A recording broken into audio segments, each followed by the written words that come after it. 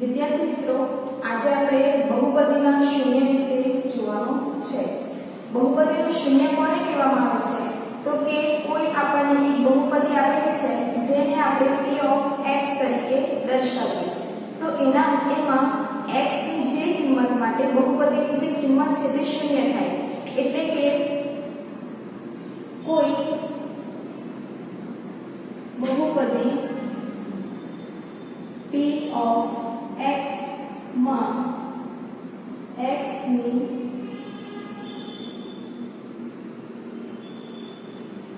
જે કિંમત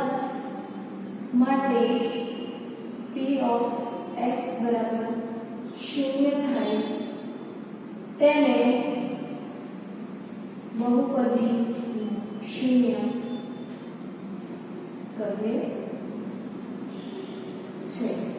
હવે એને સમજી લઈએ તો p of x તરીકે હું એક બહુપદી લઉં છું।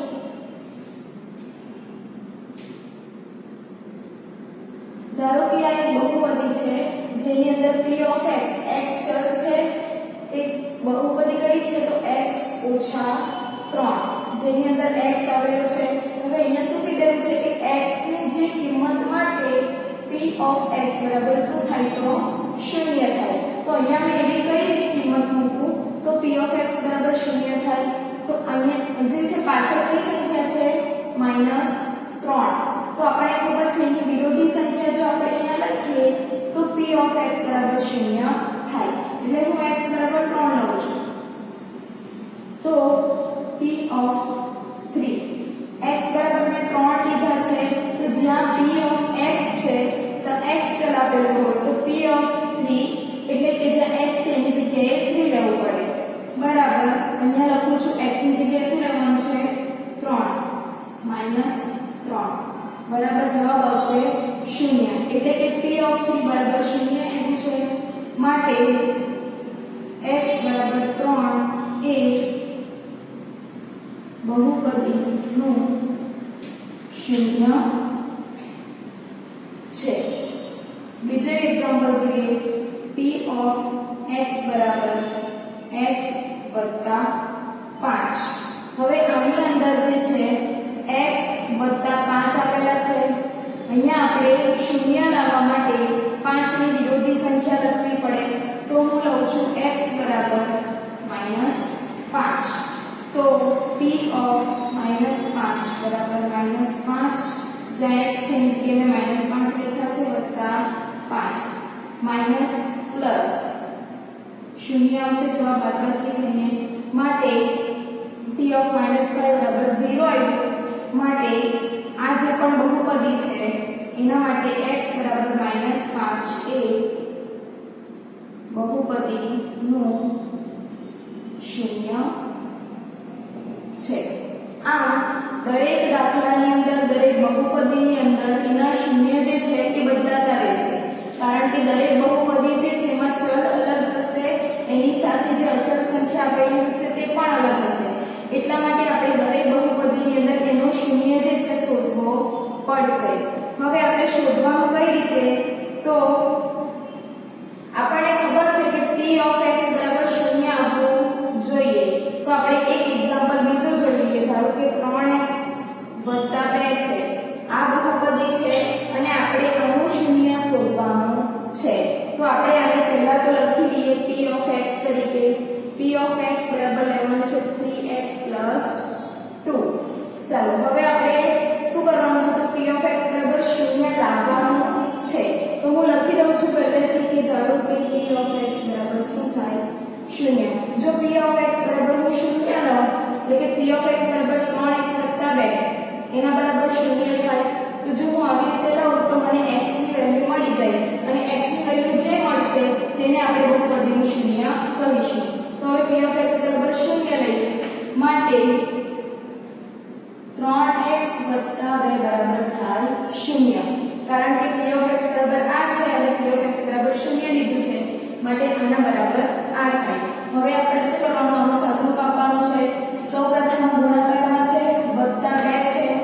આ જે પદ છે એને સૌપ્રથમ આપણે બરાબરની બીજી બાજુ લઈ જવાનું આપણે ધોરણ 8 ની અંદર પણ શીખેલા છે કે કઈ રીતે સાદુરૂપ આપવાનું હોય. તો અહીંયા જે છે આ બે ધન સંખ્યા છે બરાબર ને બીજી બાજુ જશે એટલે એનું ચિહ્ન બદલાશે માટે 3x બરાબર -2 થાય. હવે આપણે x ની વેલ્યુ શોધવાની છે તો x સિવાયનું જે પણ પદ છે એની સાથે જે ગુણાકારમાં છે તેને આપણે બીજી તરફ લાવવાનું. આ નિયમ પણ આપણને ખબર છે કે જ્યારે x સાથે કોઈ સંખ્યા ગુણાકારમાં હોય અને બરાબરની બીજી બાજુ જ્યારે એ સંખ્યા આવે છે ત્યારે ભાગાકારની અંદર જાય માટે x બરાબર -2/3. આ નિયમ ગુણાકારમાં છે તો -2 આવશે માટે x બરાબર -2/3 આ જે છે આપેલી જે બહુપદી છે એનું શૂન્ય થાય માટે x બરાબર -2/3 એ p of x બહુપદીનું શૂન્ય છે. આ રીતે આપણે બહુપદીનું શૂન્ય શોધી શકીએ છીએ. તથા બીજો એક્ઝામ્પલ જોઈ લઈએ 4y 2. ધારો કે આપણને આવી કોઈ બહુપદી આપેલી છે આનું આપણે શૂન્ય શોધવાનું છે. સૌપ્રથમ આપણે લઈ લેવાનું p of y કારણ કે અહીંયા y ચલ છે તો p of y બરાબર 4y - 2. ચાલો હવે આપણે લેવાનું સૌપ્રથમ p of y બરાબર 0 તો p of y બરાબર 0 લઈએ. હવે આના બરાબર આપણે 0 લઈશું માટે 4y - 2 બરાબર થાય 0. સાદુરૂપ આપીએ અહીંયા જે પણ છે 4y ને જવા દેવાનો એના પછીનું જે પદ છે -2 એને આપણે 0 ની બાજુ લઈ જઈએ. અહીંયા માઈનસમાં છે તો બીજી બાજુ જશે તો એ પ્લસ થશે માટે 4y = 2. આ માઈનસ છે બરાબરની બીજી બાજુ આવે એટલે ધન થઈ જાય. હવે જોઈએ તો જે આપણે આમાં કર્યું તે જ પ્રમાણે આની અંદર y ચલ છે y ની કિંમત આપણે શોધવાની છે તો y ની સાથે જે પણ અચળ સંખ્યા હોય તેને આપણે બીજી બાજુ લઈ જઈશું. તો અહીંયા ગુણાકારમાં છે એટલે y બરાબર થાય 2/4. હવે 4 બરાબર 2 × 2 થાય માટે આપણે આને કેન્સલ કરીએ તો અહીંયા બચે 2 બરાબર ઉપર કંઈ નથી એટલે 1 છે છેદમાં 2 માટે y ની કિંમત આવી y બરાબર 1/3 માટે y બરાબર 1/3 એ બહુપદીનું શૂન્ય છે. હવે આ રીતે આપણે બહુપદીનું શૂન્ય શોધી લીધું. આપણે આનાથી ઉલટું પણ ચેક કરી શકીએ કે આપણે ધારો કે આપેલો છે x બરાબર -2/3 એ p of x નું શૂન્ય છે કે નહીં તે ચકાસો. આવું આપણને કીધેલું હોય તો આપણે બહુપદી લેવાની કઈ છે અહીંયા બહુપદી p of x બરાબર છે 3x + 2. હવે x ની વેલ્યુ આપણને આપેલી છે અને એવું કીધેલું છે કે બહુપદીનું શૂન્ય છે કે નહીં તે ચકાસો. તો ચકાસવા માટે આપણે શું કરવાનું જ્યાં x છે ત્યાં આપણે આ કિંમત મૂકી દેવાની. તો x બરાબર અહીંયા શું લેવાનું છે -2/3 લેતા કારણ કે આપણે આ કિંમત મૂકશું તો જ આપણને એ શૂન્ય છે કે નહીં તે ખબર પડશે. અને એ શૂન્ય છે કે નહીં તે ક્યારે ખબર પડે તો આ વેલ્યુ મૂકતા જ કિંમત જવાબ શું આવવો જોઈએ 0 આવવો જોઈએ કારણ કે એ જ એક કન્ડિશન છે કે કઈ કિંમત માટે p of x બરાબર 0 થાય. તો આપણે લાવવાનું શું છે p of -2/3 બરાબર 0 લાવવાનું છે. અને જો આ કિંમત મૂકતા બહુપદીનો જવાબ જો 0 આવી જાય તો એનું 0 છે. માટે આની કિંમત મૂકીએ તો 3x થાય છે તે -2/3 + 2. આ ગુણાકારમાં છે ગુણાકારની અંદર એક અંશમાં છે અને એક જે છે 3 એ છેદમાં છે અને ગુણાકારમાં છે ભાગાકારની અંદર છે માટે આ 3 અને 3 કેન્સલ થાય તો અહીંયા બચે -2/2. એક ધન છે એક ઋણ છે માટે જવાબ આવશે 0. તો p of -2/3 = 0. આવું આવી ગયું માટે x બરાબર -2/3 એ p of x નું શૂન્ય આપણે આ રીતે શૂન્ય શોધી પણ શકીએ છીએ p of x બરાબર 0 લાવીને અને ઇન કેસ અગર ચેક કરવાનું હોય કે x બરાબર આ કિંમત છે તો શૂન્ય છે કે નહીં એ ચેક કરો તો આપણે આ રીતે ચેક કરવાનું રહેશે આ દાખલાની વાત કરીએ તો આપણે એવું કીધેલું હોય કે x બરાબર y બરાબર 1/3 એ બહુપદીનું શૂન્ય છે કે નહીં તે ચકાસો તો આપણે લાવવાનું છે p of 1/2 બરાબર 0 જો એ બહુપદીની અંદર એક જગ્યા બે લખીએ અને એનો જવાબ જો શૂન્ય આવી જાય તો એનું બહુપદી શૂન્ય થાય માટે એની બહુપદી કઈ છે p of y બરાબર 4y ઓછા 2 લખવાનું છે આપણે અહીંયા કિંમત મૂકવાની છે y બરાબર 1/3 p of 1/2 is equal to 4 into 1/2 minus 2 ચલો આ એક ગુણાકારની અંદર છે આ ભાગાકારની અંદર છે 4 એટલે 2 ગુણ્યા 2 યા કેન્સલ થઈ જશે 2 ઓછા 2 જવાબ આવે 0 એટલે p of 1/2 બરાબર 0 જવાબ આવી ગયો માટે 1/3 y બરાબર 1/3 એ બહુપદીનું શૂન્ય છે આવા જ તમે એક્ઝામ્પલ જાતે બનાવીને પણ બહુપદીના શૂન્ય શોધી શકો છો તમે કોઈ પણ ચલ લઈ શકો છો x y અથવા તો z તથા તમે કોઈ પણ વેલ્યુ લખીને આવી ધારો કે તમને આ જવાબ મળ્યો છે એના પર તમે ઉલટું લખો પણ ગણી શકો કે એ શૂન્ય છે કે નહીં તે ચકાસો મતલબ એટલે આપણે આ રીતે જે છે ટૂંકમાં દાખલાઓ ગણી શકીએ આગળ આપણે જોવાનું છે બહુપદીના શૂન્યની થોડી માહિતી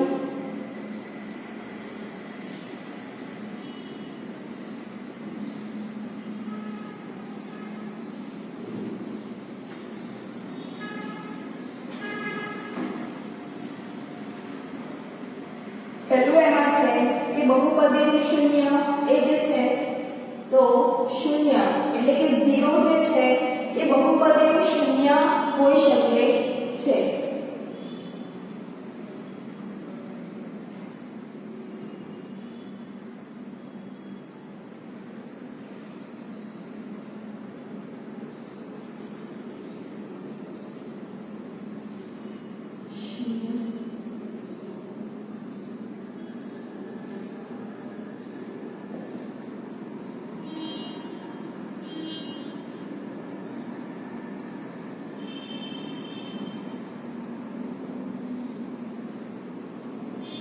આ વાક્ય શું કહેવામાં આવ્યું છે તો શૂન્ય જે છે બહુપદીનું શૂન્ય થઈ શકે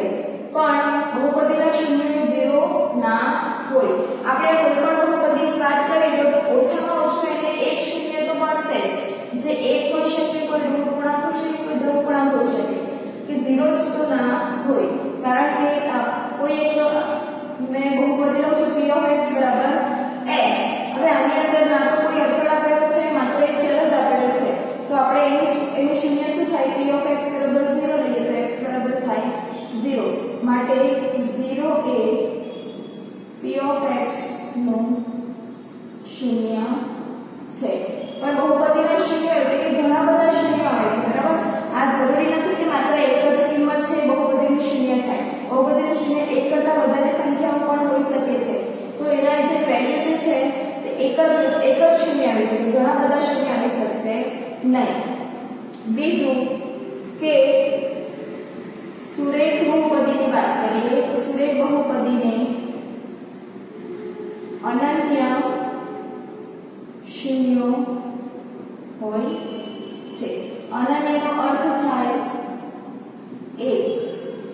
એટલે કે સુરેખ બહુપદી જે હોય તેને એક અને માત્ર એક જ શૂન્ય હોય છે આ જે આપણે વાત કરી તો આ એક સુરેખ બહુપદી છે સુરેખ બહુપદી એટલે કે જેમાં x ની ઘાત 1 આપેલી હોય તો એને કહીશું આપણે સુરેખ બહુપદી તો એમાં માત્ર આપણને એક જ શૂન્ય મળે છે આ પણ એક સુરેખ બહુપદી છે જેમાં આપણને માત્ર એક જ જે છે કિંમત મળી છે y બરાબર 1/2 એટલે કે એક જ શૂન્ય એની અંદર મળે છે એક્ઝામ્પલ એક જોઈએ p of x બરાબર x minus 2 તો આની અંદર આપણે લઈએ p of x બરાબર 0 લેતા x minus 2 બરાબર 0 x બરાબર મળશે 2 આ એક સુરેખ બહુપદી છે જેની અંદર આપણે x બરાબર 2 કિંમત મૂકીએ x બરાબર આપણે 2 મૂકીએ એટલે p of x બરાબર 0 થાય એટલે x બરાબર 2 જે છે સુરેખ બહુપદીનો ઉકેલ છે એટલે માત્ર એક જ ઉકેલ મળે ના એની સાથે બીજા કોઈ પણ બે ત્રણ ઉકેલ મળે છે હવે આપણે એક બીજો એક્ઝામ્પલ જોઈએ જેમાં અનન્ય ઉકેલ ના હોય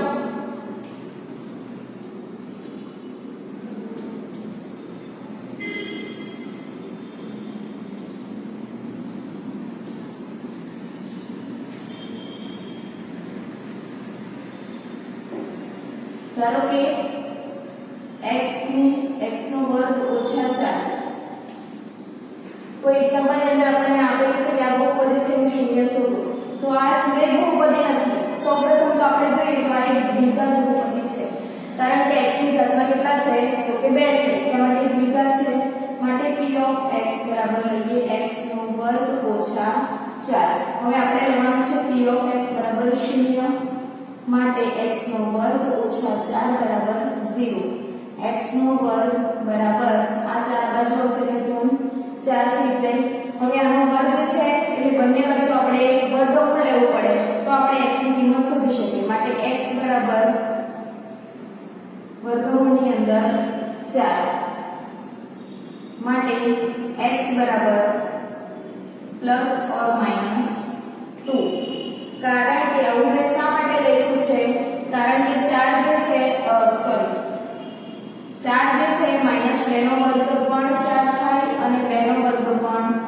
4 થાય એટલે જ્યારે આનો વર્ગમૂળ કાઢીએ એટલે કાં તો 3 પણ હોઈ શકે અથવા તો 2 પણ હોઈ શકે એટલે અહીં આપણને કેટલી વેલ્યુ મળે છે 2 વેલ્યુ મળે છે એટલા માટે આપણે કહીએ કે સુરેખ બહુપદીની એક અને માત્ર એક જ ઉકેલ હોય અહીંયા જો અહીં આગળ કોઈ ચિહ્ન નથી માત્ર પ્લસ છે તેવી રીતે આની વાત કરીએ તો આમાં 2 ઉકેલ મળી શકે છે કાં તો પ્લસ મળે અથવા તો માઈનસ મળે છે તો આ રીતે આપણે બધા જ જે છે એક્ઝામ્પલ કરવાના છે આ બધી જે પણ એક્ઝામ્પલ મેં બોર્ડ પર લખાયો છે એ વ્યવસ્થિત તમારે તમારી નોટની અંદર લખવાના રહેશે